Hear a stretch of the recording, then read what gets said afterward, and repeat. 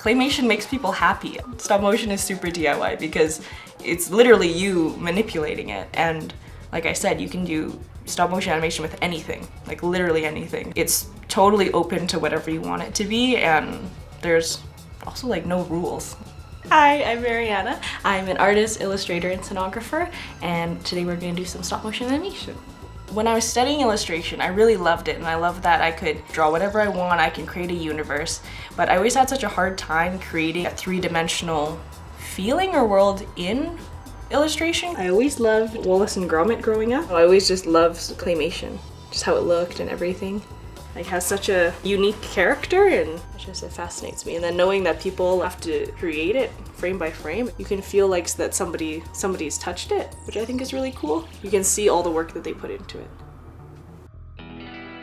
Animation is the perfect combination of all my interests, of drawing and the process and storytelling and costumes and set and all of these things, and motion and music. I feel like it really embodies all of the things that I love and want to incorporate into my work. Claymation, you can do it as a kid, you can do it with your Legos, and I think that's also why I love stop motion animation, because it's very approachable. Even if it takes a lot of time and a lot of planning and patience, I like that you can just do it if you have something to take photos with. That's also very DIY spirit. I use this kind of clay, which is like a bakeable clay, just because when I was a kid, that's what my mom had bought me.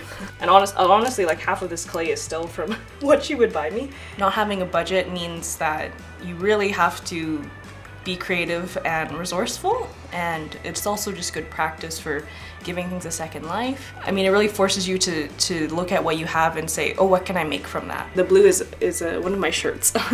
I like stop motion because you have so much control over what you're doing, and I think it's always interesting to try and do different film techniques, or like, ooh, how did they shoot this? Or how could I make that effect happen in stop motion? We just finished filming the scenes, and then we're going to head onto the computer. I'm gonna upload all the photos, and then we're gonna do like a quick edit just to see the footage that we got today. And then this is what your phone looks like after doing stop motion. There's also a certain aspect that you can't control with clay. So if it starts to fall, you kind of have to go with it or adjust to that, or it can inform what you do next. So it's also kind of alive. I like that it moves on its own too. And I think that's also why it's really draws me in, because I don't feel a pressure for it to be super polished. Clay is squishy, so if it's a little mushed at one point, that's okay. You're being true to the material.